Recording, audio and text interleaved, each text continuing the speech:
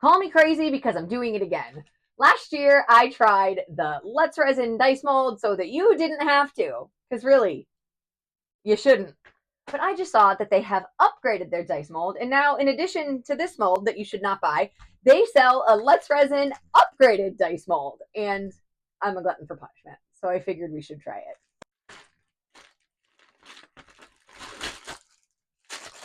I will say, this mold is bigger. The dice are bigger. So that's kind of cool.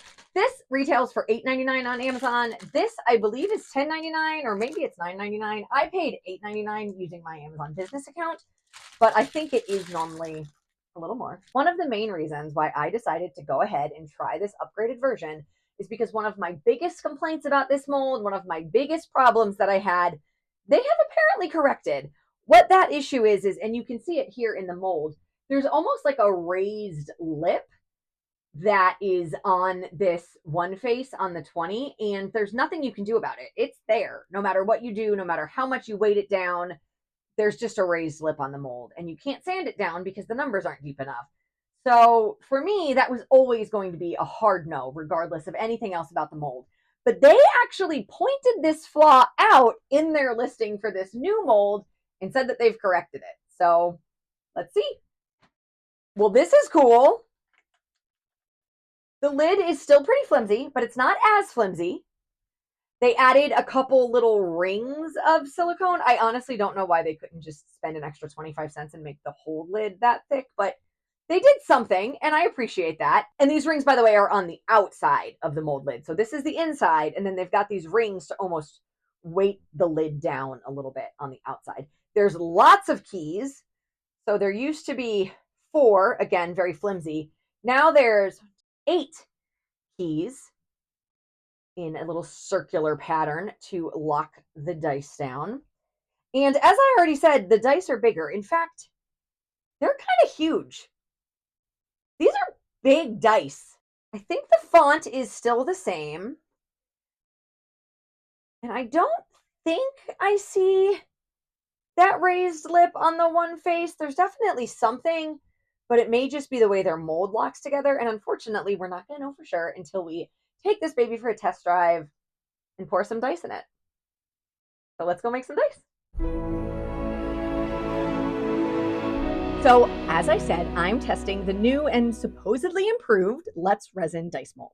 I wanted to use a close-up to show you a comparison, but as you can see, the new version is bigger, which means chunkier dice. And they have added extra silicone to the lid, making it slightly heavier.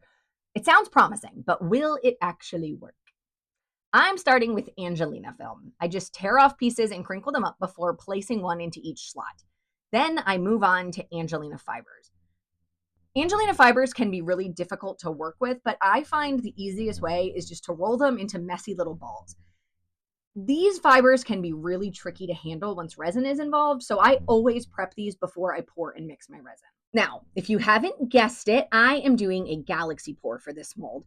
The dice are huge, which means I think if this mold is successful, these galaxy dice are going to be absolutely stunning. So I'm going to go ahead and pull my colors. I don't always do the same colors for galaxy pours, but today I am going to do a teal, a blue, and this purplish pink resin dye. I'm also going to grab some glitter for a little cosmic sparkle. After mixing my resin, I start by filling the mold about 1/3 full with just a clear translucent resin. Then I use a toothpick to stir it around. This prevents bubbles from getting trapped in those inclusions because nothing ruins a dice set faster than unexpected voids. Next, I grab 3 small mixing cups to create my colors for the galaxy pour.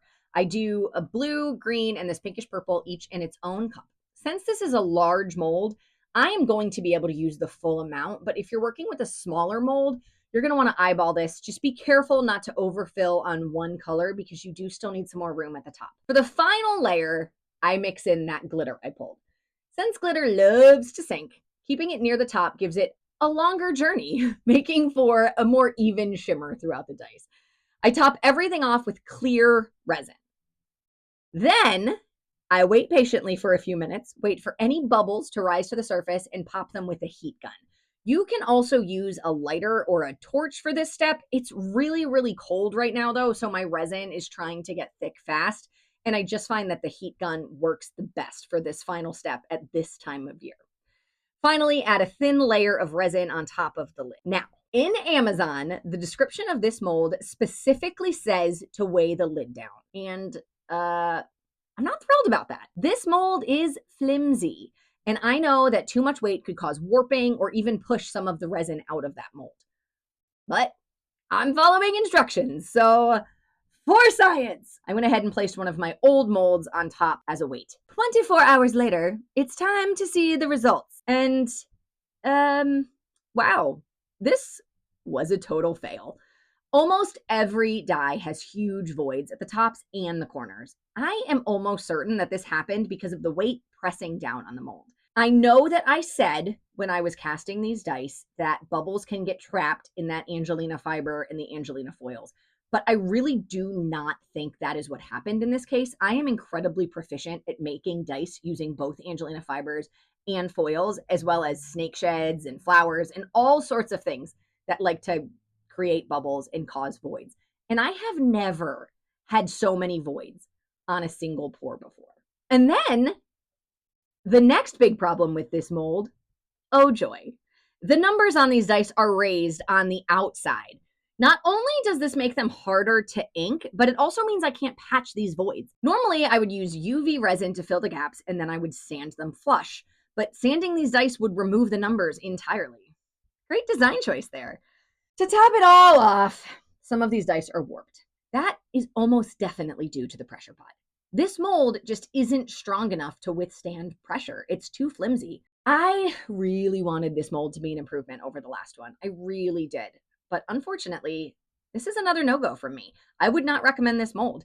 The dice are massive, meaning you're going to burn through a ton of resin, hoping that you don't have a ton of voids in your dice. And the design flaws make it nearly impossible to salvage any of those voids or problems that you may have. If you're looking for an affordable dice mold for beginners, I still recommend the Migugaga mold that you can find on Amazon. It's only $19.99, and unlike this mold, it actually works. I have links to both molds in the description below, but I really would recommend that you spend the extra $10 and go with that Migugaga mold, and I will also link that video so you can go back and see my full review of when I first tried that mold. Have you tried the new and improved Let's Resin mold? I'd love to hear your thoughts about it in the comments, or if you saw my original review of the Let's Resin dice mold, I would love to hear your thoughts about how you think the two molds compare. I will see you all next time. Thank you so much for watching.